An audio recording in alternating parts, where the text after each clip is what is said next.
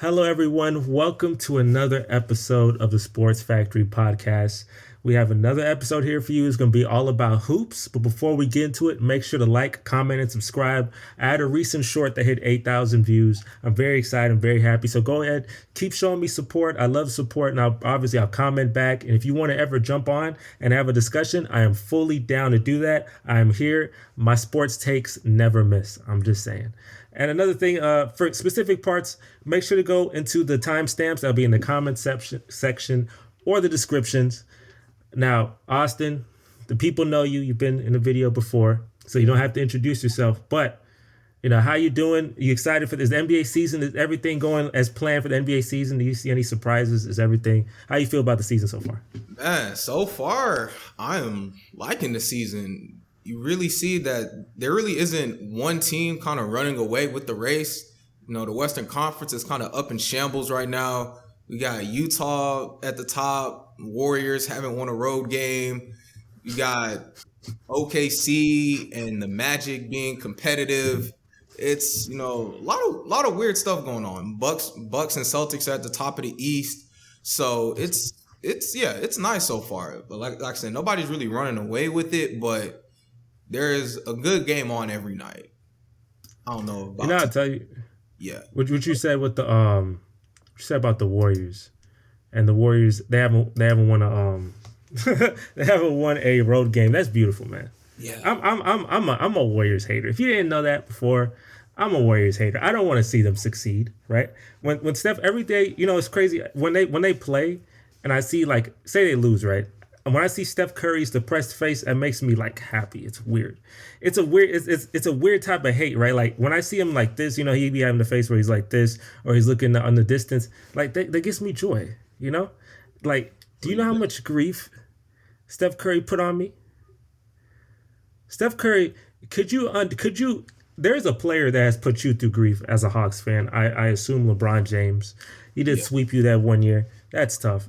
But me. Bro, we faced them 4 out of 5 seasons in the playoffs. And we won a couple of those regular season series too. I remember one year we won 2-1 in the regular season. Next year we won 3-1 in the regular season. I was like, okay. And we faced them in the playoffs, and then something stupid would happen every time. Every single time. And it depressed me. It had me in my feelings for sure. Especially, I remember, do you remember the series when we faced them after? So remember we blew a 3-2 lead, Chris Paul hamstring. When the next year we played them again in the second round and we lost in 6. Oh yeah. And people were like, yo, Chris Paul, Kevin Durant got injured and it was like, yo, Chris Paul is playing. Why? You can't say Chris Paul's injury would have helped you because, well, hey, you lost this year. But no, Chris Paul that year was a baller. The 2019 Chris Paul that we had wasn't him. He wasn't him. Yeah. And it was like when the Warriors lost KD, it made them harder to defend because y'all couldn't bait them in the isolation basketball like you could with Kevin Durant. So they kind of just went back to pre-KD Warriors, and there was nothing you could do with that pretty much. And I knew that. The thing is, people would be like, I remember people were like, yo, KD got hurt, so we gonna win. And I was like, nah, I was like, you know what? That's actually, it's crazy too, because you would think opposite, right? You would think, yeah, but no, literally it's the opposite. I was like, when watching and observing, KD baiting him and doing isolations, playing like the OKC ball, him doing that was literally the reason why we were in that series. If KD and the Warriors played like Warriors basketball, they literally, would be impossible. They literally would be the greatest team ever. The Bulls wouldn't compete with them. I'm talking about the 90 Bulls. It would be complete. It wouldn't be it. But the fact that KD played the ISO ball made us competitive. So when he left and then they started actually playing Warriors basketball, we didn't win a single game. Tough.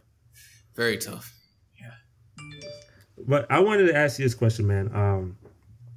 So, we're NBA fans. So I want to ask you if there is a moment in history that you can change. In NBA history, let's go all the way back to the 40s. You know what I'm saying? Go all the way to the 40s basketball to now. The moment you could change in NBA history that doesn't involve your team, the Atlanta Hawks. What moment would that be? Okay. So before I answer that, so you kind of said all the way dating all the way back to the 40s and stuff. But I'm trying to think it'd be cool with something more recent if that's because Yeah, but obviously, yeah. Think recent. You could think recent. I Like got, as a Hawks fan, there's not a lot of history for you in the I first got, place. yeah, I got I caught that. Got some recency bias, but let's see. Honestly, for me, it was boiling down to two things, but I'll say I wish in the bubble, I wish the Clippers did not blow that 3-1 lead. Because I don't remember when they got Kawhi Leonard and Paul George, it's like, oh, the battle for LA, LeBron and AD, Kawhi, Paul George. And they've been there for 4 years, and we have never seen the matchup. And it's unfortunate that first year in the bubble, that was probably the best chance we were ever going to see the true battle for LA in the playoffs. And I remember that night they blew the 3-1 lead. I was kind of like, ain't no way this happening. You know, I was kind of high. Like, I wanted a competitive series. I was like, I wouldn't mind if Denver took it 7. And then seeing Denver, you know, kind of in the second half, kind of just take over the game. I remember getting back to my dorm. I was talking with my roommate, and I was just mad. And it was like, I slammed my key. I slammed like my car. I have my car keys. I just slammed it on the counter, and like my junk shattered, and I had to like go to the dealership to get a new. I wanted to see the battle for LA. It was a great matchup in 2K. It was kind of like, wow, this would be amazing. Like LeBron versus Kawhi in their prime, because that's 2014. That was before Kawhi became Kawhi. So it's kind of like, oh yeah, two of the best players in the world going at it, and we didn't get it that year, and probably we're definitely not getting it this year. So yeah, that's my moment. That's tough. I mean, that really is your moment, man. You were shattering things. Is that really is it that serious that didn't happen? Hey, and that was when I was honestly, that was the year where I kind of just stopped listening to ESPN, because ESPN was hyping it up. Like I don't rock with mainstream media anymore. Man, that was kind of like the turning point for me. I was like, man, they had me so hyped up about Lakers, Clippers, Chris Broussard and all them. Oh, the Clippers have dog. Oh, the Lakers can't do anything with that. And then it's just like, bro, y'all hyped this whole thing up. Clippers fizzled out in the second round. Lakers won the chip and have done crap since. So it's kind of like, man, I know hoops enough to where it's like, I come up with my own narratives. Like I don't follow the trends, per se. That's smart, man. That's how you should be in life, for real. Yeah. I tell you, that does, you know, that brought me another one. The one I was gonna say is Derrick Rose tearing his ACL. Like Derrick Rose literally is the most like likable person in terms of like, there's no hater of Derrick Rose. Like there's Steph Curry haters, me. It's LeBron haters, probably you. There's a bunch of no, you're not LeBron. You're fine. You're cool. Yeah, it was many years ago. You're fine. Yeah. Yeah, there's a lot of haters, but Derrick Rose, you can't hate Derrick Rose. You know what I'm saying? Derrick Rose was just the humble kid. He's from Chicago. He was drafted to Chicago, and I think he had the most points for a first time playoff game. He had like 37. It was the most at the time for like your first playoff game, right? And won MVP his third year, youngest MVP ever. And then like, you know, Tom Thibodeau be sleep. He always be playing his players late in games. He playing in the Philadelphia series. They're winning easily. And like, why is he in the fourth quarter this deep? Like, bro, like, can you please sit him? It's so stupid, right? To this day, he still run his players like that. It's like, and that's so stupid. And then Derrick Rose tears his ACL. And the thing, you think about Chicago, the Bulls were the 1 seed in the East where Miami existed. And they were the 1 seed back-to-back years. It wasn't a one-time thing. They were back-to-back 1 seed team. Like that was a good team. And Derrick Rose was the literal reason. Like they had good defense, but who else offensively was on that Chicago Bulls team? Like, you know, how many points Luol Deng averaged? Like, you know what I'm saying? Like, what, you know, like, come on. We had Kyle Korver or something like that. Yeah, Joakim Noah before defensive player of the year. Yeah, they were lacking on the offense outside of him. For sure. Yeah, straight. It was just defense. That whole team was defense. Derrick Rose. Yeah, and it was the 1 seed, and that's so stupid. That's tough. But another one that when you talked just now, that kind of brought it up was like LeBron versus Kobe in the finals. That's literally like impossible, and that is like the Clippers Lakers finals. or not finals, playoff series is possible. Maybe, they become a 4-5 seed. Or maybe the Clippers, Kawhi finally plays a basketball game. Hello, Yeah, Kawhi. Can you whenever play a he gets basketball back game? on the court, yeah, that would be nice. And the Lakers are 3-10. So maybe the Lakers make a late seed, like 9th seed, and they make the play in, and the Clippers, like, Kawhi plays basketball again because that's his profession. He gets paid millions to do it. And actually, maybe like a 2 seed or something, 3 seed. But like the Kobe LeBron is like literally like you can never in life ever see that, and that's tough. And Dwight Howard gets to finals, and like it's a close series, even though they lose in 5. But it's like you lost in 5, man. Like if you're gonna replace LeBron in the finals, bro, losing this competitive 7 or but 6. That just shows what 2009 Dwight Howard was on. When folks try to crap on him, it's like LeBron. 09 LeBron couldn't even beat Dwight Howard and the Magic. Dwight and all those shooters they had. So that was a different time right there, man.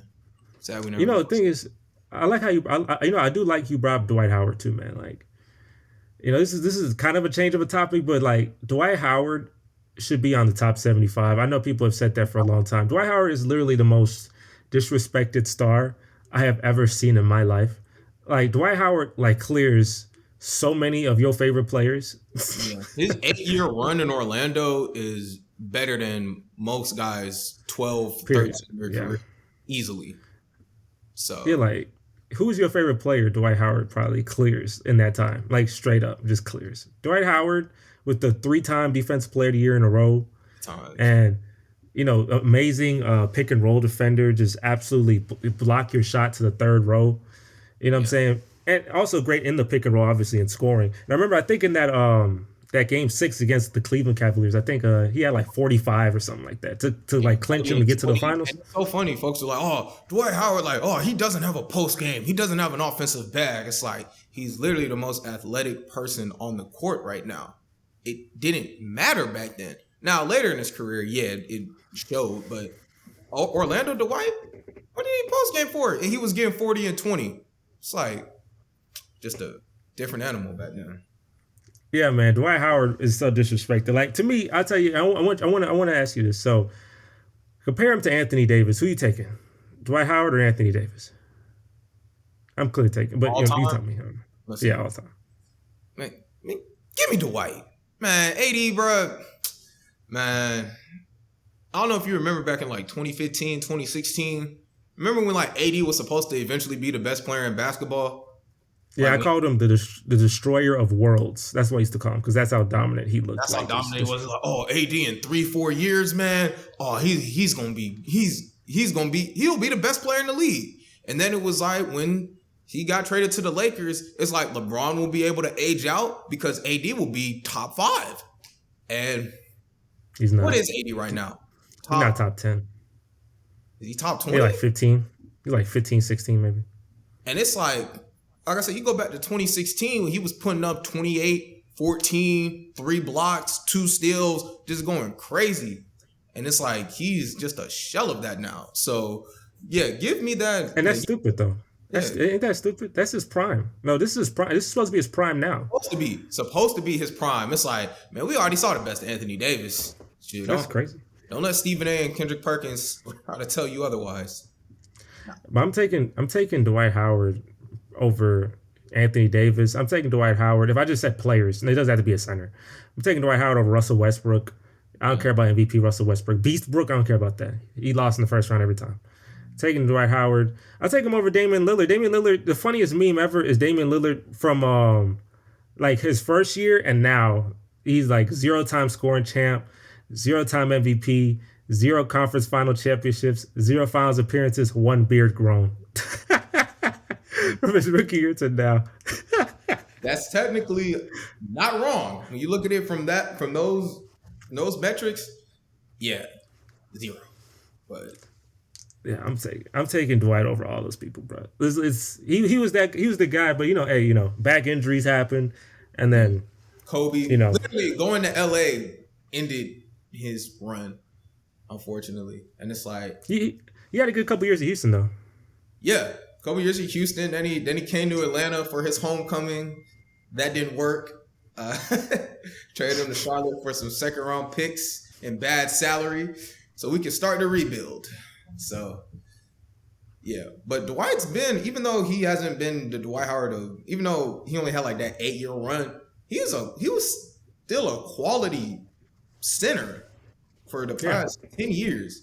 It's like, yeah, I mean, I'm happy he got his ring. I'm really happy that he got his championship ring because, like, I mean, yeah, with the Lakers too, ain't that beautiful? The team that spited him and made fun of him the most got the ring with them. That's so beautiful. Good for you, Dwight. Kobe calling him soft and having him come back from the back injury before he was ready. Yeah. But yeah, I'm not mad at Dwight for leaving the Lakers the first time because, like, Kobe, he tore his Achilles tendon. Like, you're 34 or whatever, and you just tore your Achilles. Like, that doesn't make sense for me to return.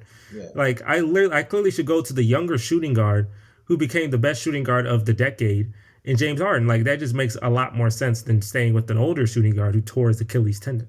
Yeah, and then they had like 38-year-old Steve Nash. Yeah, like they're old. Like that was a smart business choice, and I believe he had a more successful time. Like he went to the conference finals with us. He ran into light skinned men, the light skinned guys that always beat us. That's always how. And Dwight was good in the postseason. Like James Harden, I'm not gonna lie to you, James. You not clutch. I know I was never biased. You're not clutch. Postseason happens, he would always go down. But Dwight, he would like improve. There was a game, I remember he had only 13 points, but he had like 28 rebounds. It was in Dallas. He had 28 rebounds. And I was like, yo, his rebounding is so impactful right now. It might as well be scoring. It was so impactful. Like clutch rebounds, offensive rebounds to give us another possession. It was amazing. That was the best game I've seen from someone who only had under 15 points. 28 rebound game, have a good amount of blocks and all that. Like Dwight was a good postseason person, but the last year he was in Houston, everything crumbled. We were 500, and it was just tough. So yeah, it was it sucks. But my man, hey Dwight, man, I think is he playing overseas? I think he's playing overseas. Yeah. So I don't know what he's doing right now, but shout out Dwight though. Yeah. Shout out Dwight, man. We love you, man. We love you, man. They have a lot of memes on him about that too. That's funny. But I'm not gonna talk about those memes because I ain't trying to get canceled. But you may know what I'm talking about. But I want to talk about Kevin Durant. There's a person I wouldn't take Dwight Howard. I would obviously take KD over Dwight Howard, but I do. But KD to me and his legacy, right?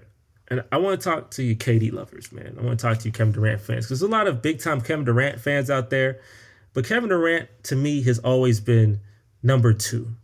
He's just not there. Like he's great, but he's not the greatest. He's not the best.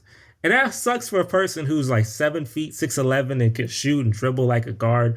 You would want to be the greatest. You're built for this generation, right? Like he's built for this generation. This is his generation to be like. This is the best time for him to play. But you're not the guy. Like LeBron was the guy. And then you blew a 3-1 lead to Steph Curry. And I was rooting because I believe KD in that series. KD was the best player. Like in that Warriors Thunder series, KD is the best player. Like I'm taking KD over everyone. But KD chokes in the postseason. Steph Curry, wins 3 straight games. And instead of beating Steph Curry, going at Steph Curry, right? And trying to beat that team, because you knew the Thunder Warriors, that was a decent rivalry. Steph Curry just stunned you the last couple times. Remember the game when Steph Curry hit that freaking 3 like half court, and it was that bang, that big bang. Bang! One of the best regular season games I had ever seen. That was great game. Like think about it. That happened to you, and then you face him in the postseason and you blow a 3-1 lead. The last 2 encounters with Steph Curry, you've had some of your worst losses in your life, and instead of actually trying to compete, you join him. You win championships with them because of course you do. And then you leave, right? And then how many years he's left? It's been 3 years? 4 seasons? 2019, 2021, 2022. 4 seasons, right? Yeah. 2019 season, you don't play, whatever. 2020 season, you get James Harden, everybody get injured. You play well in the postseason, you lose, fine. The last 2 seasons, though, these last 2 seasons, they exposing you, buddy. You're getting exposed out there on the court. Last 2 seasons, you face them in the playoff, you face Boston, you get swept 4-0. 4-0. That's tough. James Harden ain't never been swept. Harden ain't never been swept. I ain't remember Harden being swept before. Harden, I don't remember. He get a game. Yeah, he get a game. Curry, I don't think Curry got swept. LeBron gets swept, but that's because he's facing freaking all-world teams and he's freaking by himself completely. But you have Kyrie Irving, so Kyrie played every game in that series, right? Yeah. He got swept. That's tough. And then this year, your record sucked. I should play. You played the Kings. The Kings dropped 150 points, and you're freaking tough. I'll watch that game. Kings dropped 153 points on the, and it wasn't even. Yeah, they shot like 21. They hit like over 23s, but I looked it up. Like they shot damn near over 60% on 2-pointers. It was a layup line. Sabonis was giving Nick Claxton the business, just bully ball. Backing them down, getting them to jump in. Yeah, that was embarrassing. That's not a competitive team right now, the Nets. Even with Kyrie, it's not competitive. Like you saw, they got swept by Boston last year. They got swept, and them boys gave up 150 points to the Sacramento Kings. That is the most the Kings have scored in probably like 30 years. Yeah. That is ridiculous. Like, bro, come on now. Come on. Come on now. Now, look, you don't own your picks. I own your picks. I'm a Rockets fan. I own your picks. I have your capital.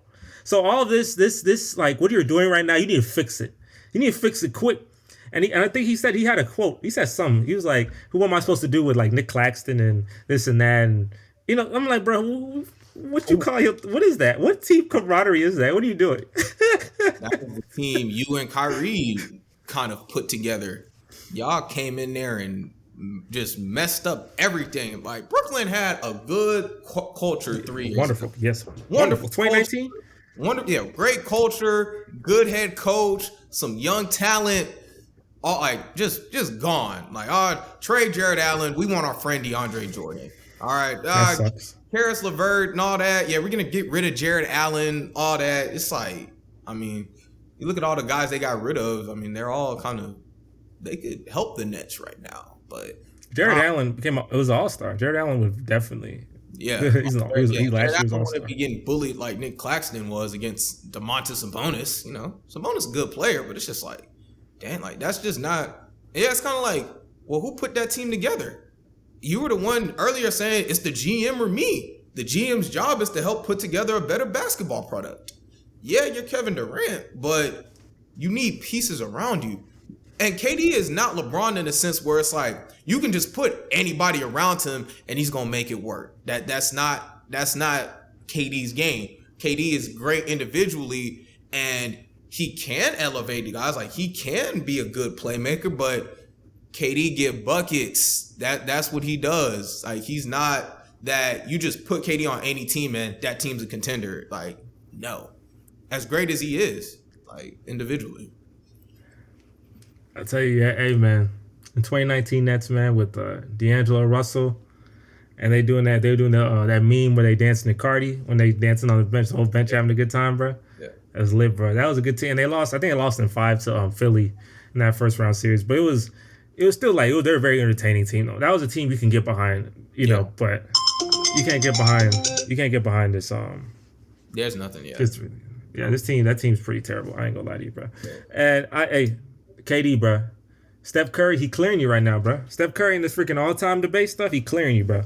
You supposed to be better. You are a better player. But Steph Curry. About KD, like you were saying, like he's always been number 2 because it's weird when you got somebody who's number 2 but has like the number 1 talent, like just the ability to just be the best player on the court, be the best player in a playoff series, but it's those other intangibles that. He just doesn't have that same gravity. Like KD has the gravity to go to people. He went to Steph Curry. It's kind of like you don't have the gravity where it's like star players, people come to you, you go to them, which isn't necessarily a bad thing, but for a person of KD's caliber, we see these guys carry teams. Like we see Steph Curry carry the Warriors. We see LeBron carry Cleveland, carry the Lakers. It's kind of like KD hasn't done that where it's like he's been the undisputed best guy. Even though he was the best player on the Warriors, you went to Steph. That's Steph Curry's team. Steph Curry and them had an 8-year run. They got 2 chips off. They got 2 chips with you. They've won 2 chips without you. So it's kind of like dang. And the whole point of him going to Brooklyn was, I want to win as the guy, like with my team. How's that working out? I think he should have gone to New York, man. I feel like New York would be. You know why? Not me, obviously in New York, but the Knicks. The reason why I say the Knicks is because like the Knicks culture is so they're better than the Brooklyn Nets culture. Like the Knicks culture, the fans are so starved for success. That I remember when they had that good year 2 years ago. Like they literally treat that like they won the finals. Like any win they had, and it's just more culture in the Knicks, man. Like they got a beef with your guy Trae Young, and that's an entertaining, Very entertaining. beef, boy. That beef is wonderful. I love it. It's beautiful. Out with the Garden, it's quiet as F in here. Like the whole. That's that Reggie Miller, bro. That's Reggie. He's Reggie Miller, bro. You know what I'm saying? And that would have been so beautiful to have KD, Kyrie. I feel like I know James Dolan's an awful owner, but like I just feel like the fans are so behind you. Even if obviously they're pissed if you mess up or if you do this, but like they've never seen anything. They've never seen anything like you would clearly be their best player ever when you walk in with the Knicks jersey immediately, right? So they definitely would get behind you more. I think the culture would be bigger. You're gonna be talked about a lot more, and just more in a positive way. Stephen A. Smith's gonna be your biggest cheerleader ever, and that's a big media man. He's gonna be your biggest cheerleader. He's gonna love you no matter. Stephen A. Smith get on Kyrie almost every day for the past year, right? Just roast him crazy, right? He'll still roast him. He probably still roast him because he's still taking games off. Nothing would change. He's still in New York. The mandate still happens. But regardless, I just feel like he would just maybe be more lenient. It's just it's there's no bias. We don't have no bias. Like no one cares about the Brooklyn Nets, to be honest with you. Nobody. We cared about that D'Angelo Russell Brooklyn Nets team because they were building a unique culture, right? Mm-hmm. This KD Kyrie team, there's no culture built. No culture. That team had a culture and they just cut it, and that's the difference. Where do you have KD, man? Where do you have KD in your top, your all-time list? Do you have him top 20, top 10, top 30? How you have him? What do you have, man? Man, KD he's definitely top 20. He's kind of in that anywhere between kind of that 10 to 15 range. You can kind of, I think that's kind of a proper place for him because there definitely is a case that he is like the most, like he's the best scorer ever. You can kind of make that argument, like just in terms of just put the ball in his hands, he can go get a bucket over anybody. Sorry, centers are too slow to stay in front of him. He shoots over guards, the mid-range game, the three-point game. He's kind of like the perfect just offensive scorer. So like I say, just in terms of you need 35, hey, Kevin Durant can get you that. You need 55. I'm not saying your team gonna win, but KD can go get 55. So he's, like I said, he's definitely like such a gifted scorer. And then it's kind of like, I don't want to say it kind of ends there. Like he has other parts of his game that, he's good at, but it's just, I think that's, so with being such a gifted scorer like that, I think that can, that 10 to 15 range, like you can make an argument between, him and Larry Bird, for example, kind of, who's better. They both were at their peaks, just dominant. Okay. So, okay. Yeah. I'll take Larry over KD. I would take KD over Larry in terms of just like talent, but there's more to being a great player than talent. You have to have leadership. You have to have those intangibles. Larry Bird will bust your ass. Larry Bird and he'll tell you what he's doing. Larry Bird would tell you what he's about to do, where he's about to score for him, and he scored. He was a great passer, great rebounder, just all around player, man. All phases. Bro. He's not athletic as KD, but hey, I've seen there's a lot of athletic people who don't win nothing, right? KD, you got one MVP, 2 championships that were, I don't say bubble championships, but them things ain't for real. But, I mean, Larry Bird. Yeah, go ahead. With KD, it's kind of like, I think, and this kind of goes into like the intangibles with KD, where it's like, it seems like, he's very entrenched in the social media and everything. It's like, it's funny. Seems to like, he tries to please people. Like he tries to please everybody. Like he tries, like whatever narrative people have against him, he tries to dispel that narrative.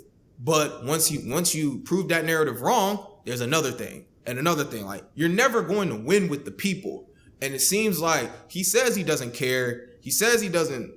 Yeah, he says like he doesn't care about what people think. But I mean, look at the moves you've made. You definitely care. You went to the Warriors because people said, "Oh, you don't have a ring." Like, "Oh, all this, all that." And then it was just like, "What? I got a ring. Now y'all mad because I went to?" You went to the 7-9 team. So it's Yes. kind of like when you, and I think that's kind of like what taints him as a player. It's kind of like just some of the decisions you've made, and he'll go on Twitter like, "Oh man, I just want to go out here and hoop, man. I love hooping." I'm sure you do love hooping, but look at the chaos that's been around you these past couple years in Brooklyn.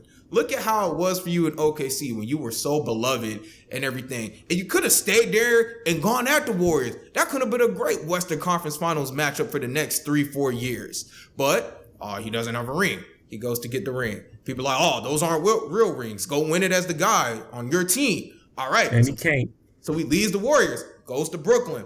See the dumpster fire that is. It's like you see that he's been trying to win with the people, or he's trying to win these arguments that he hasn't won. Honestly, he's kind of struck out.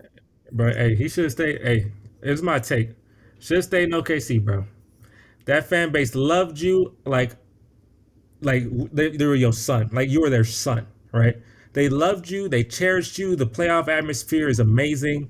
You didn't have to be in a big market. Being in a small market fits you better because you're sensitive, all right? So being in a small market would have been beautiful for you, like you were in OKC. Everything was perfect for you. Like you weren't a hated player at all. People admired you. People respected you. People bought your shoes a ton. I'm pretty sure. I feel his shoe sales have probably gone down. I'm not gonna lie to you. I feel like your shoe sales have I would dropped assume since that. you left. I would assume that. That's a strong assumption. Yes. That sounds right. So, Yeah, bro, like, you should have stayed in OKC, bro. I don't know. I don't know if they'll even retire your number. Will they retire Kevin Durant's number in Oklahoma City? I think so. I But wouldn't. I'm petty. I wouldn't. like I was just thinking about just a rap line where with Joey Badass, he was talking about overlook contentment just for something more exciting, just to never find it. It was like he was content in OKC. He overlooked that to go get the ring. And you kind of see how he's just been hopping, like, from Golden State, Brooklyn, and it was never like it was in OKC. It's kind of like, so the grass isn't always greener. And we're seeing that unfold in his career when it comes to where he decides to hoop. It's like, hey, Yeah, bro. KD, bro. Hey, keep failing. It helped me out. Give me my picks. I traded all my picks to OKC, who has like picks till like from middle schoolers and all. I traded all my picks to OKC for a terrible Russell Westbrook trade. I need my picks back. So give me my picks, bro. I love that. But I will tell you, okay, I want to switch topics to another team that's also underachieving at a wonderful degree. So the Lakers, everyone talk about the Lakers, man. Hey, Lakers, when you talk about the Lakers, get your views up. So I'm gonna talk about these Lakers, what the heck. But I'm gonna tell you something else though. This is my take about the Lakers. Y'all need to trade LeBron James and Anthony Davis. Or y'all need to trade people away for those those two first round picks that went out 2027, 2029. Y'all gotta pick one. Because to be honest with you, if you don't pick one, then what is the point of this season? You 3-10. If you have a terrible record, it goes to the Pelicans. LeBron will get younger. AD don't get more healthy. Russell Westbrook gets more stupid. I don't know. Whatever happens, like look, nothing changes. So why you have to you can't keep doing what you're doing, right? Like what did Albert Einstein say? Insanity is if you just keep doing the same thing, expecting something to change. You put out this terrible roster that can't shoot every night. And if you expect to make any type of winning streak with that roster that gets blown out by teams, stupid teams and dumb teams, and just consistently underachieves, why would you keep doing that when you need to make a change? You can go all in, put all your chips in. LeBron and AD, LeBron, you're the best player of your generation. You probably dropped this year, probably more so of a top 15 player than a top 5 player. You know what I'm saying? Because he's been injured and he hasn't played the best. He's not bad, but he hasn't played the best or whatever. yeah. AD, you're injury prone, but you're decent, whatever. You go all in and go and trade those picks and go get people, right? Go get shooters, right? Go all in and say, F it. We have one chance. We're not getting another LeBron because LeBrons don't grow on trees. So we're not getting another LeBron. Let's go all in with that. Or if you're not doing that, bro, just AD, even though his trade value has lowered because he's the most injury prone person I've ever seen, trade Anthony Davis away. You're not going to trade Russell Westbrook away. I don't know. Ain't nobody. A box of cookies. I don't know. You just let him go. There's nothing to do with that. Trade LeBron James away, get some picks, get some compensation because New Orleans has all your freaking picks. Get some compensation back and rebuild and try to get another. Because you got what you wanted from LeBron. You got a ring. You got what you wanted. So that's fine. That's better than a lot of people, right? So take your ring with LeBron. and go all in. But you can't just keep playing. You can't keep doing the same thing, bro. That's my opinion. What's your opinion on that, though? Man, it's kind of sad to talk about because there is no immediate way kind of out of this, even with the trading them. Because it's kind of like you brought up and I think this is kind of understated. Like, who wants them? Like, who wants LeBron? Who wants 38-year-old LeBron James or the current version of Anthony Davis? You can get Anthony Davis some. You can get Anthony Davis some. You can get Anthony Davis some. You can get some picks for it. But I don't. I mean, what? It's not gonna be equal value. I'm not saying like what team is just like, oh, we need Anthony Davis. He's the guy that's gonna push us to what? The second. Look. A lot of y'all Eastern Conference teams, who know you're not gonna beat Giannis to save y'all freaking life. Y'all can get y'all little Anthony Davis on. Hope you can bet on this. This is one thing you're betting on Anthony Davis. He's 28 or 29. He's young. You can bet on it, even though he's injured. Bet on him. Say, hey, maybe we have the best. Because people think like this. We have a good training staff. We need to push forward. A team I can think of. Even this is a team like the Hawks, bro. Like, what's up, Hawks? Y'all can use Anthony Davis. Y'all not gonna win nothing though. Y'all not gonna win nothing without him. So why not try? Y'all not gonna. We're not winning anything. If you're not the Bucks or Celtics, you're not getting out the East this year anyway. You're literally probably not gonna win anything ever. Like literally, as long as Giannis is in that. Who is? Very few teams win anyway, so I don't care about it. I don't know, but why not try? Why not try? No, I don't want Anthony Davis. Why not try? You know who might need Anthony Davis? You know who might need Anthony Davis more than you? Who? The Dallas Mavericks, bro. The Dallas Mavericks need another person. Luka Doncic, in my opinion, is literally. Hold up. I thought Luka. Oh, they need another person. I thought Luka was all world. He is all. Luka is all world. Luka is all world. Okay. But Anthony Davis is the guy. Really? Hey, look. Who else could be the guy? There's no one else available. No, that's the thing. It's hard to get another guy, but it's not Anthony Davis. Think about this. The Dallas Mavericks lost to us, the Rockets, without Luka. We are the worst team in the association. We blocked the Dallas Mavericks 19 times. That is freaking stupid. We are a terrible basketball team, and we actually beat the Dallas Mavericks. That's because they have such devoid levels of talent. Luka Doncic, and I'm gonna tell you, look, and y'all look at me. I'm a Dallas hater, but I respect talent. This is how good Luka Doncic is, and this is why I will always go back and forth with you, saying, "Hey, even though Trae Young is fit Atlanta more, we know Luka is. We know what Luka is. Yeah, I'll give you look. Luka to me is Michael Jordan in terms of like this. As soon as he gets another player, as soon as he gets a all-star level player, he'll never lose. Like he'll legit. It begins. That's how high I think of Luka, bro. With Michael Jordan, when Scottie Pippen turned into an all-star, right? Michael Jordan lost one time, period, in the postseason. Luka Doncic, I don't know if it's gonna be like that in an 8-year span, but I do believe Luka Doncic, his championship runs, they begin because he just be dropping you off by himself. He be taking teams to 7 by himself. I get what you're saying. Cool. I just want whenever the clock, like whenever Luka gets, I want you to know, okay, Luka is in year 5. Okay. Year 5. Okay. When did Michael Jordan get? What was it? Year 7, year 8? Like whenever it was that he finally got his guy. All right, Luka's in year 5 right now. If he's Michael Jordan, you got 2 more years. No, but Luka was younger. Luka's young. Like Luka came in the league younger. Michael came in the league 3 years into his college career. So he's going age. Then yes. So when Luka's 20, that's 10 years in. Like when the clock is. That's like 5. I mean, he got 5 more years to get one guy essentially because Michael came in 3 years. Like Luka came in out of top. I get what you're saying with that, but it's like Luka's getting. He's not getting old. He's younger than me. He's not getting old. No, he's younger than me. He's getting there. I'm just saying, I'm not penciling in like they just go ahead and get Scottie Pippen. I'm not penciling that in like it's a guaranteed gonna happen even in the next 5 years, because it's just like we see what 5 years can do in the NBA, where you think a guy is gonna keep ascending, and it's kind of like, not to say Luka's done ascending, but this guy just needs to, take that next step or get that next guy. Doesn't always happen. So I'm not. So that's kind of like my problem with it. Like I wouldn't mind if it happened, but it's it's. You should mind, bro. You should mind, bro. It's far from a guarantee though that he's just. It's not. I understand. It's not a guarantee. Because Dallas, if I'm Dallas is stupid. I'm not gonna lie to you. Dallas, if I'm Dallas, I'm like, bro. Like remember with James Harden when he was in Houston, and he was like, okay, we'll give you Chris Paul, we'll give you Dwight Howard, we'll give you Russell Westbrook. We'll give you people so we can do something. That's what I'm doing in Dallas, bro. I'm like, let's go get people. Let's be aggressive because I have my guy. This is Larry Bird. I have my Larry Bird here. Like this is my guy. And they got Christian Wood. This is like what? That's not. Christian was an awful defender.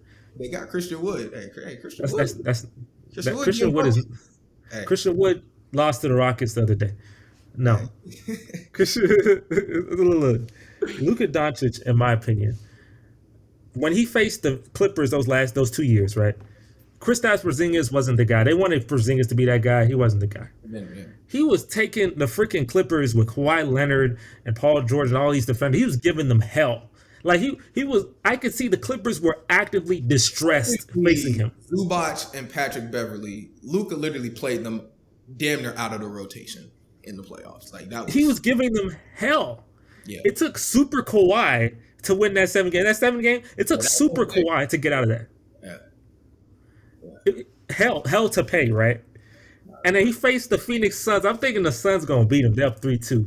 Yes. He gives the Suns hell.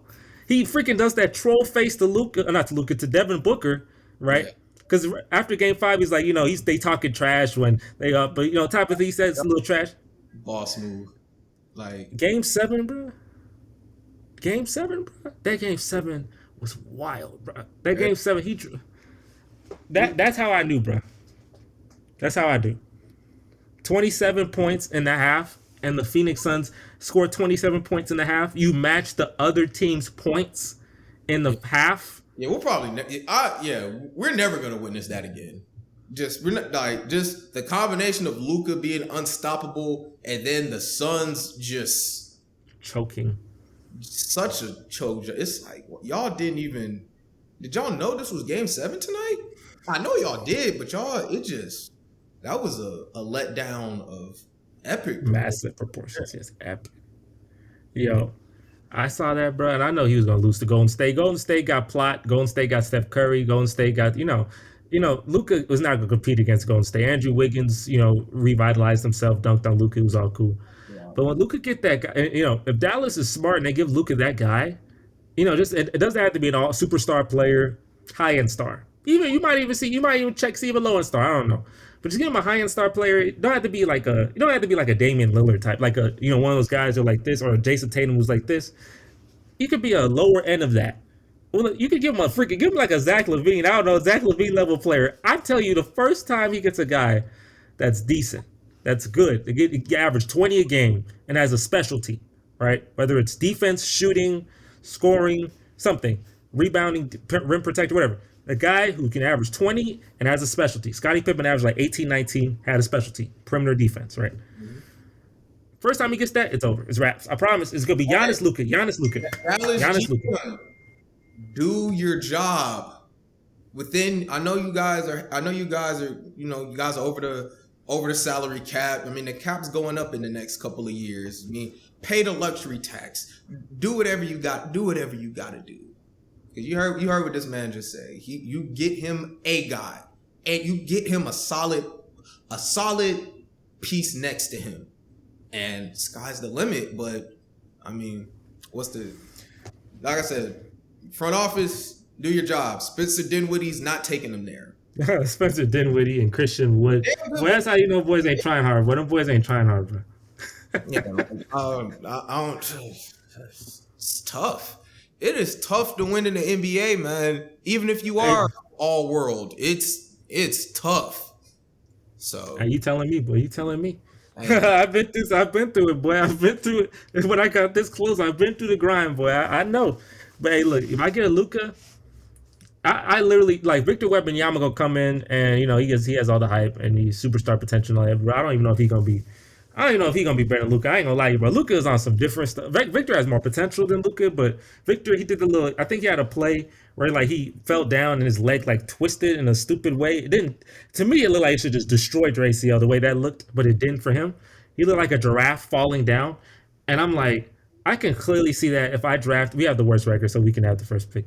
I can clearly see that happening to my team and being so distressed and be like, that's so tough. But it's funny too. The Pelicans, they when it says they own the Lakers pick, if they get the first pick, then they have Zion and Victor.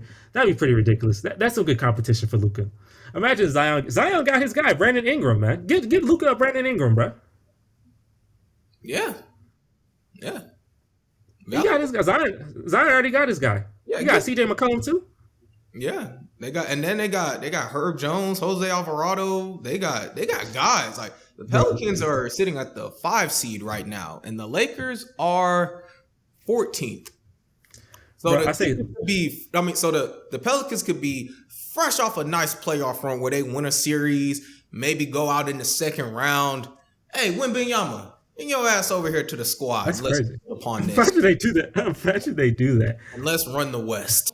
Yeah, let's go against Luka and Ja Morant and all them. Like, let's do it. Bro, I tell you, it's funny, bro. Like, literally, if Luka was in New Orleans and just take Zion out and put Luka in New Orleans, I feel like the Pelicans would be the 1 seed, and it'd be so easy. Like, they would easily be the 1 seed.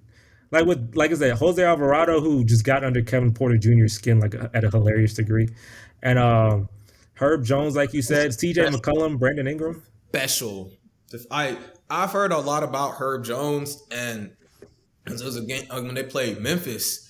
Herb Jones is only about like 6'4", 6'5", but his arms are so long. Like I saw him make a rotation at the rim, and he just went. Like I said, Herb Jones about 6'4", 6'5", just went straight verticality on perfect technique, straight verticality on Brandon Clark, who's like a 6'11" like center. Brandon Clark ain't know what to do. I saw him throw and he can lock up, and his screen like Herb Jones is special on defense. Special. Just wanted to shout that out. I saw that play. I was like, New Orleans is cooking. Like, who you taking? What team you taking? You taking like to grow with? Memphis Grizzlies or New Orleans Pelicans? That's tough. I would lean. It would kind of be weird for me to go against the Pelicans after the praise I've just given them.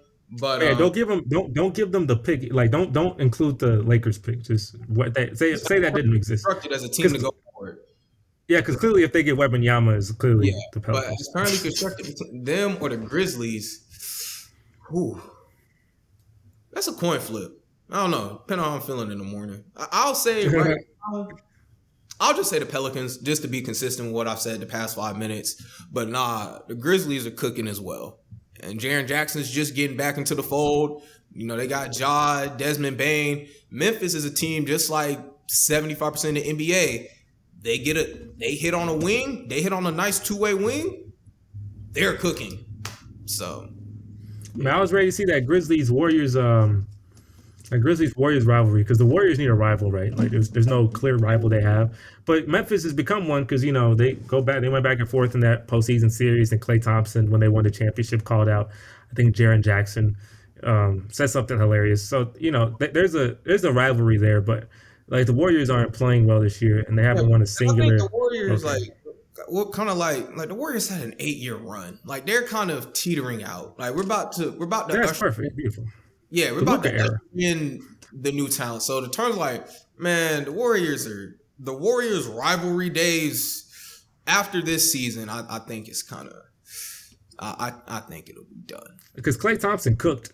I know he cried and he was sad, but he cooked, bro. I'm sorry. Oh, no, it makes sense though. It makes sense. Those 2 injuries, it makes sense. It's okay. Yeah, you're not the same defender. Like I saw the beginning of the Suns Warriors game, and it was like a wide open corner 3 at the start of the game, and he just missed it. I was like, damn, Klay. Like, hold up. He's still a great shooter, but it's just like, damn. I remember like 2016, 2017, 2018. That's automatic. That's automatic. Game 6, Klay ain't a thing no more. automatic, and it's just like, and Steph Curry, like, so you probably slept well last night. Steph Curry dropped 50 and they lost by double digits. It's like, man, Because I didn't watch the game, but I was on Twitter and I saw Steph Curry drop 50. I was like, dang, he's owning the Suns again. And I looked and said, oh, they lost. Oh, yeah, that's tough. Jordan very, Poole had like two. How very many tough. points Jordan Poole had? How many points Jordan Poole? I think he had like 2 points. Yeah, 2 point. Yeah, Jordan. Their young guys aren't taking that next step as advertised. Like, oh, the Warriors have all this young talent. Oh, James Wiseman can't stop. Oh yeah, he sucks. Yeah, James Wiseman sucks. 11. Jonathan Kuminga, all the athleticism in the world, but he's not a rotation guy right now. Moses Moody is good, but I don't know why Steve Kerr's not playing him more. It's just, yeah, it's hard to win now and prepare for the future at the same time. Like, it's hard to contend for a championship and have young guys, good young guys. It's tough.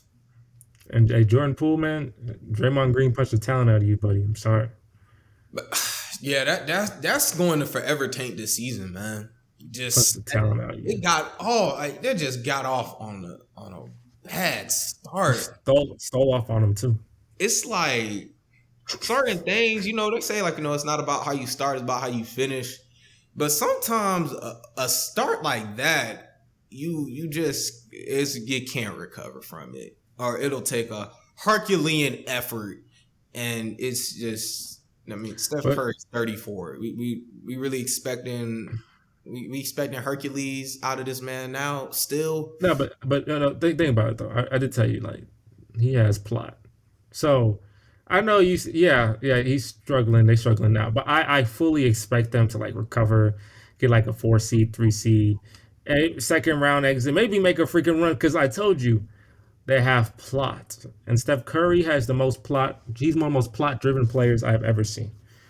Like he cannot just lose. Like a full healthy team. Has Steph Curry ever lost in the last 8 years with a team that was fully healthy on his side? Fully healthy. Has he ever lost? No. All good things. He has never lost. I get what you're saying. Like, yeah, he has plot. Yeah, Steph Curry definitely has plot. But plots end. Yeah, the stories the stories do finish, yes. But look. He just had plot a couple months ago. It's one thing if he had plot in 2017, 2018, and you're like, yeah, it's been a couple years, bro. Where's your plot at? He had plot 4 months ago, bro. Like, it could come back. That is like, yeah, but it's like just the road in the West though it's by the every year it's getting tougher. Just want to, yeah. You just saw the young team we were just talking about earlier, man. Like, we'll see. But isn't Portland the number 1 seed right now? Yes, they are at 10-4. Someone told me, it was on Twitter. I saw it was like, I know Damian Lillard has no accomplishments, but they said put Damian Lillard in Steph Curry's position. How many rings would he win? Oh yeah. What do you think? You think he wins all 4? Or you think he wins 3-2? How many do you think he wins in Steph's position? Steph's coaching and the team. Coaching all that. I would say I'd give him 3. It'd be easy for me to say I'll just give him the 4, but then you kind of factor in variance and all that other stuff. I would definitely give him at least 3. If he had Klay Thompson, and if he had the greatest defender of the decade, like Steph Curry is in an excellent situation. So yeah, like if you were to put Damian Lillard in that, because you look at Damian Lillard. He had CJ McCollum and who else? So it's kind of like that's not really his fault. Yeah, and it's kind of like Lillard didn't have anything. Like he was going against the Warriors. If you were not on the Warriors the past 8 years, outside of the 2 years they were down, you're not coming out the West. So that shouldn't really be used as an indictment against Lillard that he hasn't won anything. Warriors been on an 8-year run. That means a lot of teams aren't getting any accomplishments. So yeah, but I think could replicate. Even though he's not Steph Curry, like Lillard's Lillard cold, bro. Lillard been to the playoffs every year. He like middle class. He like a middle class Steph Curry. That's what I think. I don't say people say poor man Steph Curry. I say middle class Steph. See that? even middle class seems like a. I mean, Steph Curry. We acknowledge that Steph Curry is on his own thing. Steph Curry is like, Steph Curry is talked about with like Tim Duncans and Michael Jordans and LeBrons and all that. I'll say this though, because I think middle class is a little bit of a slide. Upper middle class. Yes. Upper middle class Steph Curry. Yeah. Because the thing that separates Lillard and Curry, if we're just talking, shooting range, Lillard has it. But Lillard does all of his stuff on the ball. He doesn't have the off-ball movement and gravity of Steph. That's really what separates the two of them. Because Lillard, we've seen some of the logo Lillard threes. We saw the thing over Paul George in 2019. Like, we saw in 2014. Like, yeah. He's the clutchest player. Yeah, Lillard is special. Don't let the fact that he was running into Steph Curry, we're gonna look back at Damian Lillard like, dang, he didn't win. He was cold. Very cold. The thing is, he the clutchest player in the league in my opinion. But the thing is, like, he loyal. His loyalty, I love his loyalty. I know a lot of people hate his loyalty. I love his loyalty, man, because like that gives Kevin, because Lillard is doing it's like the antithesis of Kevin Durant left to go chase rings. Damian Lillard stayed in Portland the whole time. Lillard's not gonna win a chip, but that respect. You're gonna be talking like in the barbershop, Kevin Durant, Damian Lillard, who got more respect amongst folks. Kind of just played out. Because one thing I'll tell you about that is you gotta look at the value of things, right? Like if you go leave your team and you win a ring, okay. But if you stay on the team and you are established as the best player or the greatest player the team's ever had, like the team loves you more. Obviously, Clyde Drexler is really good, but Damian Lillard probably gonna pass him, or probably has already passed him in all-time points. And Damian Lillard is just gonna be seen for sure as the best or greatest Portland Trailblazer. Mr. Portland Trailblazer. Yeah. And to get that respect in the city of Portland and your franchise, maybe you probably be even able to purchase a part of Portland, the Trailblazers. You might even be able to get some stock into that ownership. Like, you get to be a big part of a franchise all time. Like, there's 30 teams in the NBA, and one of them, you are the best player in the history of one of those 30 teams in the NBA. You know how rare, to be in the NBA is rare. To be good in the NBA is rare. To be the best player in the history of a team in the NBA is an amazing accomplishment, regardless if he doesn't win a championship, because KD's rings are crap. No one remembers. People will talk about the 2016-17 Warriors because of the all-time status, but they're not going to think of KD too deep. They're just going to think of the Warriors being crazy stacked, but they're not going to be like, what I'm saying? So the respect of those rings, and you can see it affects KD, obviously, and just that to me is not as valuable. KD could have stayed in OKC. He had the talent to make the finals in OKC. And he could have established himself easily, and he's still probably the best Thunder/Supersonics player ever. But he could have established himself easily, no questions asked, no hate, and people in Oklahoma City would love him forever. And that's valuable. You have a city where you're literally the king.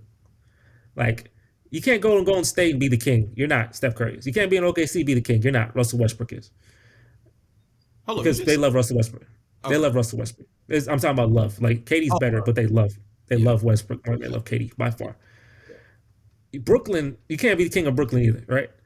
Brooklyn has no king. Yeah, they have no king. But Damian Lillard for sure is the king of Portland, and he's the one seed, man. His team. He has Jeremy Grant. He has Shaedon Sharpe. He has Anthony Simons, pretty good player. Josh Hart, but great role. They're a good team. They got young, and I'm saying they have young talent. So it's as Lillard ages out, they got pieces. They got pieces. So yeah, hey, I'm happy to see Damian Lillard. Get to the playoffs again. Show me off some. I remember that Denver series, bro. My man had 50 something. He had 13. Oh yeah, they lost. Yeah, they lost. But yeah, Lillard. We see Lillard do some. Lillard done some crazy stuff. The bubble. Austin Rivers was trying to. I remember Austin. I'm sorry to cut you off. Remember Austin Rivers was trying to guard him. He finally missed the three. Austin Rivers was thank. Cooking. He just go swap. It was just casual. It was fun to watch. Just swap. Austin, that was nothing to do with that. But CJ McCollum was just out of bounds for some reason. It freaking failed them all. That's tough. Get your Klay Thompson. Game 6 Klay would have helped you then. For sure. Having a Klay Thompson there, Game 6 Klay. man. Because Steph Curry's had a lot of bad shooting days in the postseason. Oh yeah, And Game 6 Klay helped him out.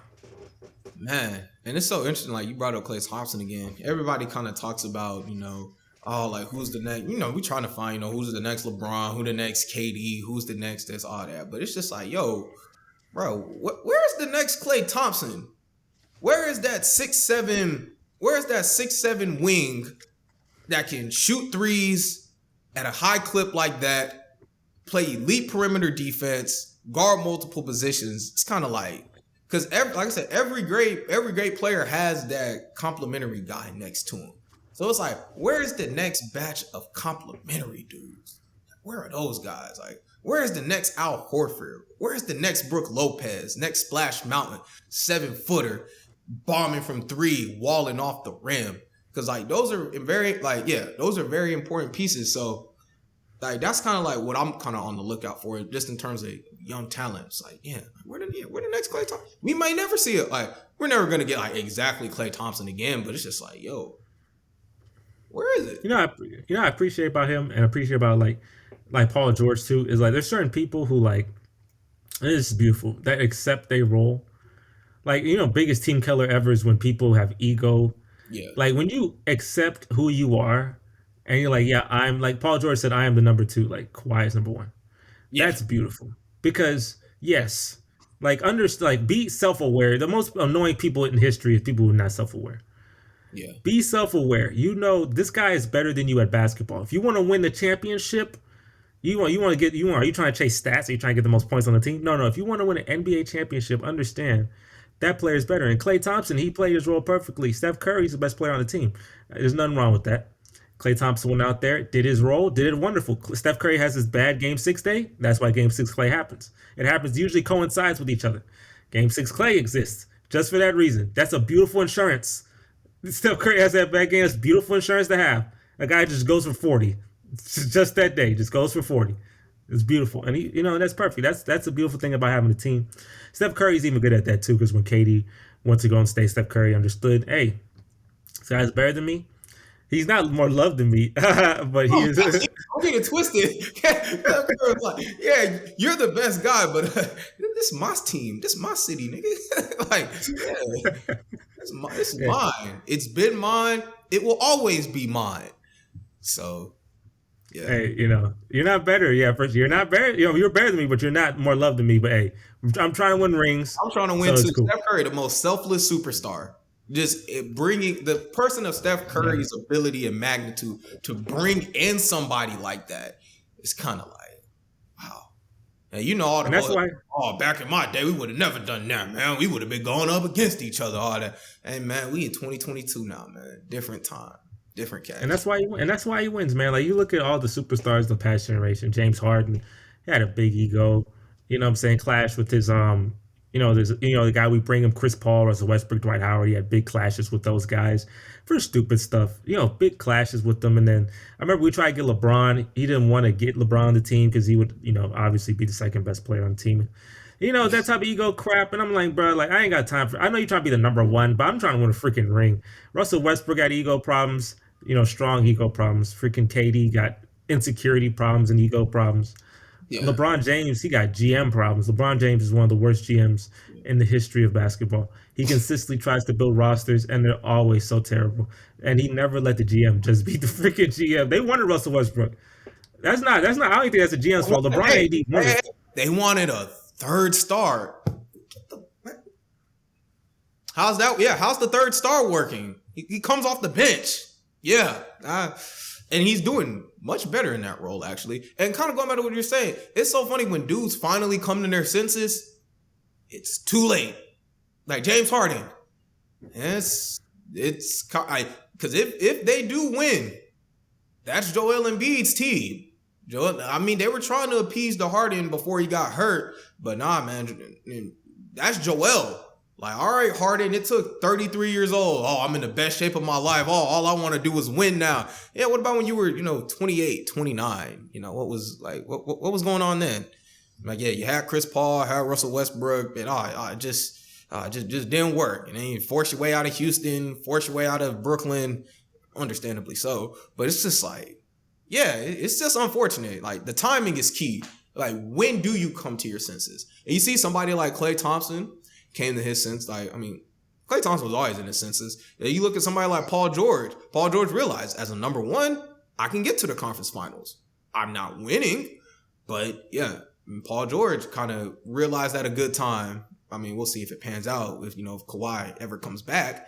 But yeah, like I said, the timing is key when it comes to when do you come to your senses? I feel you. Yeah, that's tough. Especially when you just look at how gifted they are. Like, it's not just just accept that this person's better than you. Like, excuse me? And that's where coaching comes in. Like, a big part of coaching, so funny, everybody talks about like the X's and O's of coaching. Like, that's 5% of the job. Like, managing those personalities. Like, that's what made Phil Jackson, Greg Popovich. Like, that's Steve Kerr. Like, that's what makes these coaches special. Being able to manage these big personalities who are just so gifted. Phil Jackson's a master. Phil Jackson's a master at that. Yeah. He has humongous personalities. Michael Jordan, Scottie Pippen, Shaquille O'Neal, and Kobe Bryant, and Dennis Rodman. It's an amazingly high amount of personalities to manage. Yeah. Those are very different people than most humans. In terms of how they are, very different. And it's so funny. Like, I don't know if you remember with The Last Dance, like, they did a couple segments on Phil Jackson. Phil Jackson was a different cat himself. I don't remember some of the stuff, some of his extracurricular activities, but Phil Jackson a little different as well. And sometimes that's what it takes to connect with people like that. Did. So, and connecting when you win. And when you win championships, they'll listen to you for sure. Yeah, nobody cares. Nobody cares about you get down when you win it. Man, nobody. Shoot. They win it. That's something, man. Hey, I'll tell you, Joel Embiid, James Harden, they're not gonna win no championship. You can tell a lot of people not gonna win no championship. It's just not written in their story. It's not. And that's okay. And you know what? And that's okay. I mean, some people can't take it, but you're making millions. Your family's well off. Invest your money. Go do a big hobby after you retire and make sure that's set up. Kobe was doing a great job of that. Rest in peace. You can become an analyst. You can be on TNT or ESPN afterwards, and stay relevant. Like, it's not your story. Giannis, go ahead and win your championship, buddy. It's your story, right? Giannis is at the top of the East, and Giannis don't even have his dudes. He don't even have Chris Middleton. Drew Holiday's been out the past few games. Like, yeah, write your story. You just write your story. You got plot. Good for you. Yeah. Beautiful. It's beautiful when you realize you have plot. Like, the day you realize you're a main character is just so beautiful. Like, you look at it, girls are talking to you a little more, or walking up to you. People giving you the eyes, people, inviting you places, and then you sit down to yourself, you're just like, and then, do I have plot? Am I a main character? Right? It gets confirmed when you walk outside, you see like a $30 bill or $20 bill outside, just sitting outside. You pick it up. It's just there. It's like, yeah, I have plot. And it's consistent, not a one-day thing. The story isn't one day, it's multiple days for you. Yeah. That's what Giannis has. He has plot. And that's because before he didn't have plot. He's the most improved player ever. He had to work. And that's what's so inspiring about Giannis. Giannis didn't come in the league with plot. It took years of hard work, dedication, consistency, sacrifice. He's the most improved player ever. Like, MIP, he is the most improved player to ever play basketball. Literally. And it's like, there's a quote in the song I was listening to. It said, luck tends, like, you talking about plot and everything, like, luck tends to bet on the ones in motion. And we see with Giannis, like, he stayed, like, the man, he's still working. His game still isn't complete yet. And he doing folks like this, man. It's straight embarrassing fools, embarrassing teams, overwhelming them with his physicality. It's like, dang. And he worked to that point, man. Like I said, I had a running joke with like my roommate, like, Giannis got access to American gyms and lost his damn mind. Talk about America being the land of opportunity. Goodness, man. That's what kind of makes when you see Americans not living up to their potential. It's like, do you realize how blessed you are to be in this country? Yeah. As flawed as it is.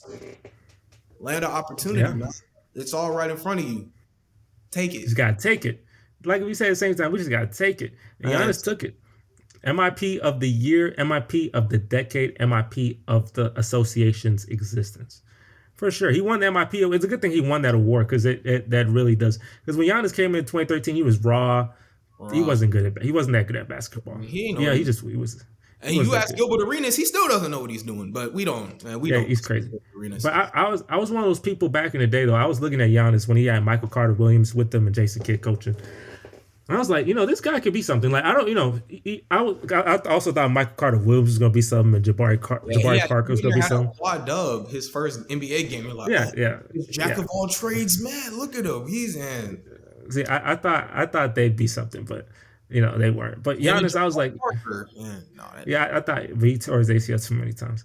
Yes. But Giannis, I was like, okay, this guy, he could be something. And then I remember like 2015-16 season, man, like. I think that's when he won. Either that's when he won. I think he won his MIP. No, I think 16-17. One of those years he won his MIP award. But I remember my mom, she was it was 16-17, 1,000%. I remember now. My mom, we were watching basketball a little together. She wanted to spend time with me. And I was like, you got to look out for this guy. I legit said, you got to look out for this guy. This guy, like, if he learns how to shoot, he has still not learned how to shoot, but like that. But if he learns how to shoot and gets better as a basketball player, he's going to be a household name. He's going to be one of the best players of all time. I told her that. And obviously that's not, she doesn't really care about that too much in terms of, she's not a big basketball fan or whatever, but she wanted to spend time with me. But like, I'm saying that now, like, I could see this guy can be something special. He just needs to be developed, maybe learn how to shoot. And I was like, if he gets some shooters, some good defenders and shooters around him, I think the Bucks will be a good team, man. Like, he can drive in the paint, he can pass pretty well. I think he could be good. He won the MIP. And the next year he was took another step up. He was become one of the really good players. And then the next year he won league MVP. Then he won league MVP again and won defensive player of the year as well. So it just took 2 years. I came out and then 2 years later, he was running the league. Then he won another championship 2 years later. And there you go. And it's so crazy. You just listen to everything he said about Giannis. And, the thing about basketball is just these, these matchups between these great players. Like, earlier we were talking about LeBron and Kobe and we never got that. I mean, are we going to get Giannis and Luka in the finals? I mean, everybody would love that. We would all pencil that. I will do some things to ensure that we can get that matchup. Both guys fully healthy, squads healthy, go at it. But the way I think we will. I think we can. Don't worry. We didn't get LeBron and Kobe, so it's kind of like I know. It'd be amazing for us basketball fans, but it's just like, damn, is that just another pipe dream? Hey, it may be. Dallas has Cleveland tendencies. What if Ja Morant go crazy one year and it's just like Grizzlies, Mavs, and then it's like, oh, we get Ja Morant and Giannis. It's like, oh. Nah, hey, Dallas has Cleveland tendencies. I will tell you. They do have mid-2000s Cleveland tendencies for sure. It might be one of the moments where you're like, dang, Luka really had that team. It might be like that. Hopefully not. Dallas, come on. Y'all are supposed to be a smarter franchise. Like, you're not Cleveland. For 20, and Dirk stayed and they got that one ring, but it's just like they didn't do Dirk right at all. So they gave him Steve Nash for a couple of years, but they ain't re-sign him. And then what was it until man and then after that, like what did they? It just even after they won the chip, it was kind of just a quick kind of decline for them. So it's like their track record isn't the most inspiring with their European players. But I wanted, before we go, I want to ask you one more time. Just one more time, right? Like, if you could redo it, would you take Luka over Trae? I'm just saying, like, if you could redo it and you got a chance to redo this, forget the culture, forget Atlanta culture and all that. If we're just talking as a basketball player, like, okay, eliminating all those pretty important factors, but just eliminating culture's not important. Yeah. I mean, you get Luka. It don't matter to me. It doesn't matter that much. Look at them in Dallas, 5 years. It's like conference finals appearance, cool. But I feel like if you get the better player, it's just. But yeah, go ahead. Besides the culture, who do you think is? Who would you take? So just like I said, eliminating all those other factors. Just redraft. I would. Yeah, Luka. But even then, it's not a guarantee. I mean, nothing's a guarantee, so I guess I shouldn't be looking at things like that. But it's just you got a better team. You have a better team than Dallas besides Luka and Trae. Meaning, if Luka was on Atlanta, he'd be very well off because he has DeJounte Murray, he has John Collins, he has Clint Capella. He has a better team. How much better? It's better.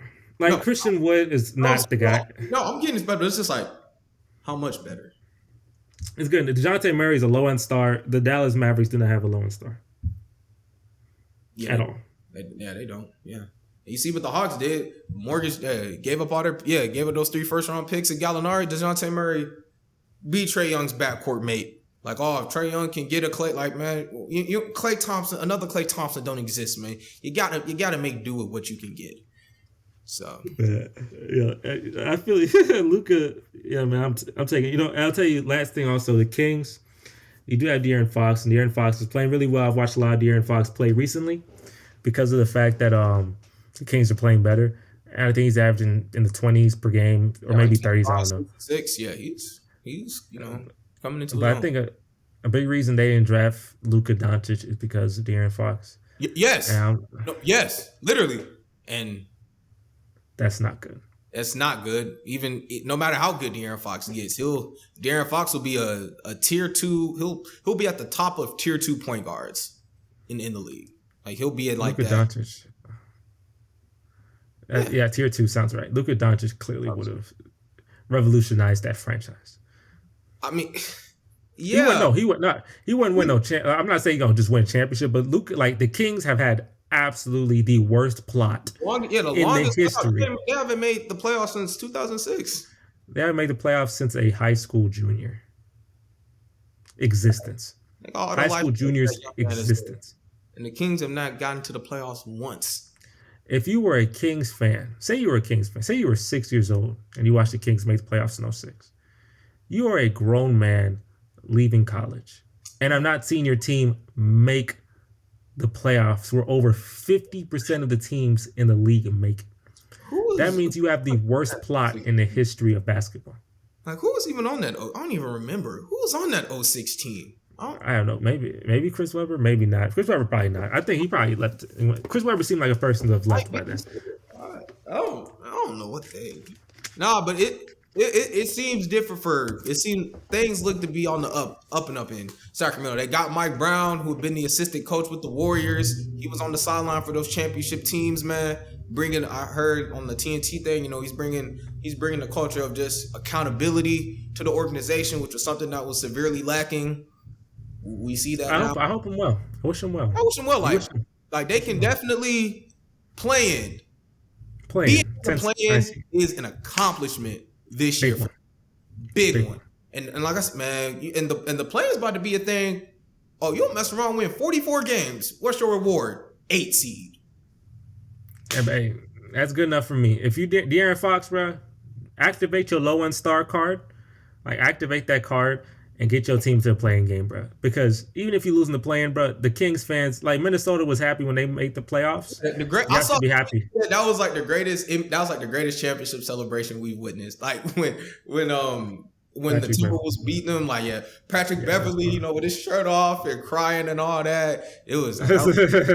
That's good. That's how you know. That's how you know they had no plot for years. Like if teams celebrate that hard from making the postseason, they've had no plot. Yeah, and the Kings have had easily the worst. Now you're good.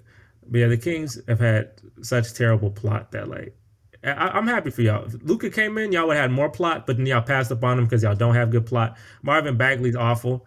We went to Detroit mid, but obviously second pick shouldn't be mid. It's okay, Kings fans. Y'all got it. But I want to ask last thing, any other takes you have for the NBA season? Anything you're excited to watch? Any matchups you're excited to watch? Anything you're looking forward to for the rest of the season? Let me see. I'm looking at the standings right now. Let's see. Anything I'm looking forward to? Man, I'm just looking. You just ready to watch some hoops? That's all. Yeah, I just want to see. I'm very interested to see in the East. Seeing the tier 2, the list of tier 2 teams in the East. Like I said, it's Boston and Milwaukee. And then you got, your Clevelands and your Torontos and your Phillies and I'm interested to see what the 3 through 7 in the East, what that ends up becoming. Because it's very tight right now. Like I said, there aren't that many teams really running away with anything right now. So I'm definitely interested to see that. And then in the West, I mean, how much longer are the Jazz going to, keep Run the winning league. games? Like, You miss out on the Victor Wembanyama sweepstakes. yeah, because they 10-6 start. I mean, OKC is 7-8. Like, yeah, I mean, outside of you got the Lakers, Rockets, and Pistons with 3 wins. And then Charlotte We has rep 4. the edge. Yeah, Charlotte has That's 4. Orlando's 4-11, but they have promise. Yeah, I'm just interested to see like how in both conferences, like just how the seeding turns out. It's gonna get crazy because everybody talks about the regular season like, oh, the regular season doesn't matter. I mean, it matters a little bit. Like you need to bank as many regular season wins as possible, so you're not having to go so hard at the end of the season and you mess around. Yeah, you mess around, you in the play-in, and it's just like, dang, I feel you. I feel you. I say my final take is I'm excited to see the Southwest Division got 3 young studs: Luka Doncic, Zion Williamson, and John Morant. Let's see who comes out on top. Who's gonna win the division? Let's see who come out on top. Because they are battling for it. So hey, let's see. It's not gonna be me. It used to be Rockets and Spurs. It used to be that. At one point, it was Rockets, Spurs, and the Pelicans and the Mavericks and Grizzlies. We beat up on them. Let's get these. Let's 3-1. We 3-1 those guys every time, right? But hey, it's not 3-1 and 4-0 and 3-1 us now. So let's see which one comes out on top. But yeah, man. Hey, thank you guys for watching this video. It was great to talk some hoops. It's been a little while since we talked. Since we talked hoops, probably like 3 weeks or so. yeah, I think around that time. Yeah, It's been like 3 weeks. Yes. So yeah, thank you for coming on here, man. anytime. And Thanks for having me. make sure y'all like, y'all comment, and y'all subscribe. Austin is gonna be on a lot of these NBA ones for sure. As the NBA season progresses, we're gonna have a lot more storylines, a lot more plot, and we'll really get to see who's the main character of the league this year. It's very important to see.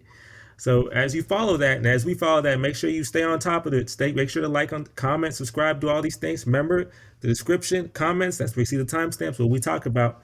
And yeah, man, it's a pleasure talking to you, man. And I will catch y'all on the next one. And we out of here. Peace.